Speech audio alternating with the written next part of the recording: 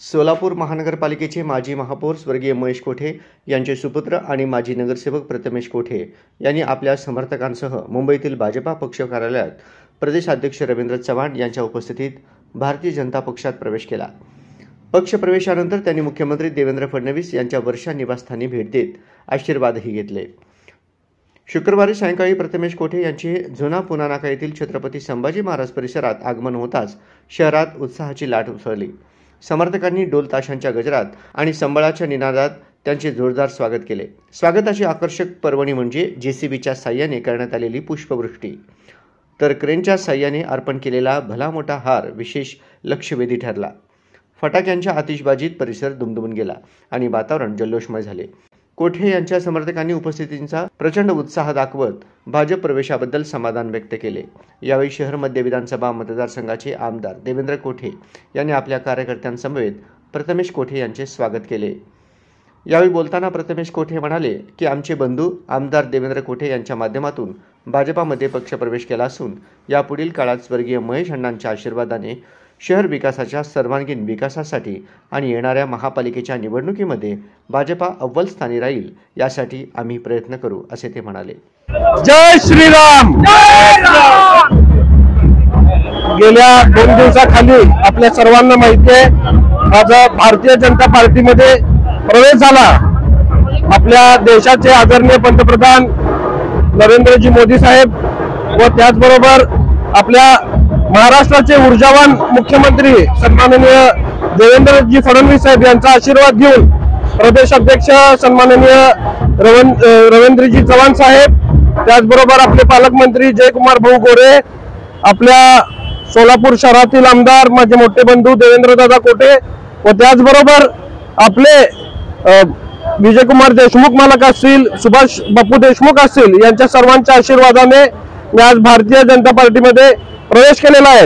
आणि खास करून सचिन दादांचं सुद्धा नाव या ठिकाणी घेतलं पाहिजे, कारण त्यांचा सुद्धा आग्रह मला तुम्ही पक्षात यावं म्हणून होता। त्यामुळे आदरणीय सचिन दादांचं सुद्धा मी मनापासून आभार व्यक्त करेन, कारण माझ्यासारख्या एक छोट्याशा कार्यकर्त्याला तुम्ही आज आपण जर बघितलं तर बिहारची इलेक्शन आपण जर बघितली तर अतिशय वन साइडेड ही इलेक्शन झालेली नाही। अशा मोठ्या पक्षात तुम्ही माझ्यासारख्या छोट्या कार्यकर्त्याला घेतायत, त्याबद्दल मी तुमच्या सर्वांचा मनापासून आभार व्यक्त करतो। निश्चितच गेल्या महापालिकेला जे 2-3 जागा मुळे आपलं बहुमत राहिलं होतं, येणाऱ्या काळामध्ये येणाऱ्या महापालिकेमध्ये 70च्या वर भारतीय जनता पार्टी निश्चितपणे जाईल, एवढा आवर्जून मी तुम्हाला, कारण एवढे खंबीर नेते माझ्या पाठीमागे असल्यामुळं निश्चितच मी सुद्धा त्या दृष्टीने त्या गोष्टीला प्रयत्न करणार आहे। आज जर बघितलं तर स्वर्गीय तात्यासाहेबांचं कार्य असू दे, स्वर्गीय महेश अण्णांचं कार्य असू दे, ते पुढे घेऊन जाण्याचं काम आम्ही निश्चित दोन्ही बंधू मिळून करू, एवढा आवर्जून सांगतो। मी सर्व पक्षातील जुने जे पदाधिकारी असतील त्यांना सर्वांना विश्वासात घेऊन त्यांना सगळ्यांना एकत्रित करून निश्चितच पक्षवाढीच्या दृष्टिकोनातून काम करेल, एवढा आवर्जून सांगतो। दादा, शहरामध्ये स्वागत झालंय, एखाद्या आमदाराची विजयाची यात्रा त्याच्याप्रमाणे झाले, काय भावना वाटते इथल्या कार्यकर्त्यांना? गेल्या 40 वर्षापासून आदरणीय स्वर्गीय तात्यासाहेबांनी व स्वर्गीय महेश अण्णांनी जे सोलापुरात प्रेम कमवलेलं आहे, मला वाटतं आजच्या या स्वागतापासून आपल्याला दिसून आलेलं आहे। ह्याच्यात माझं काही सहभाग नाहीये, पण त्यांनी केलेलं कार्य आणि निश्चितच युवा वर्गाला माझ्यावरती असलेला विश्वास आपल्याला या माध्यमातून दिसून आलेला आहे। सोलापूर शहरातील अनेक युवक आज माझ्याशी जुडले गेलेले आहेत आणि निश्चितच त्यांच्या जे काही प्रश्न त्यांचे जे असतील, महेश अण्णांचं खऱ्या अर्थाने स्वप्न काय होतं तर आपल्या सोलापूर शहरातील युवकाला इथंच रोजगार मिळाला पाहिजे, हा त्यांचा स्वप्न होता। आणि निश्चितच त्या दृष्टिकोनातून आज आपल्याला माहिती आहे की महाराष्ट्राची प्रगती कशा पद्धतीने चालू आहे। आदरणीय मुख्यमंत्री देवेंद्रजी फडणवीस साहेब यांनी महाराष्ट्राला एका प्रगतीपथावरती घेऊन जात असताना सोलापूरवर सुद्धा त्यांचा खास करून बारीक लक्ष आहे।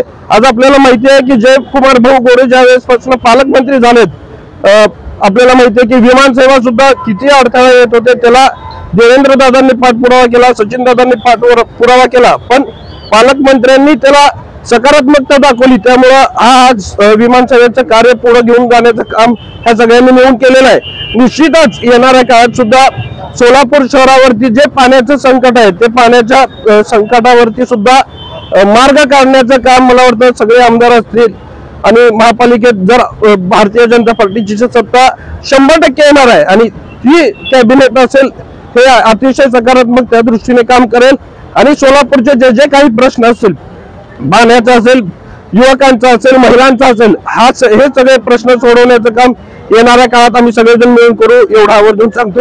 आणि निश्चित आज ह्या सर्वांचं प्रेम बघितल्यानंतर महेश अण्णांनी आणि तात्यांनी काय कमवलंय ह्याच्यामुळे माझं मन भारावून आलेलं आहे.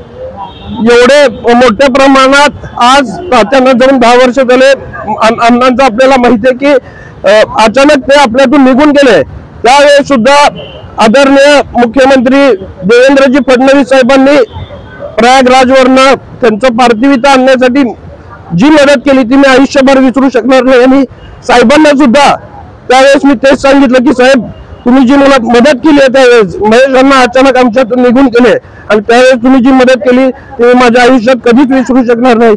साहेब सुद्धा मला म्हणाले की तू काळजी करू नको, तुझ्या पाठीमागं मी माझी संपूर्ण ताकद उभा करेन. त्यामुळे मी निश्चिंत झालो.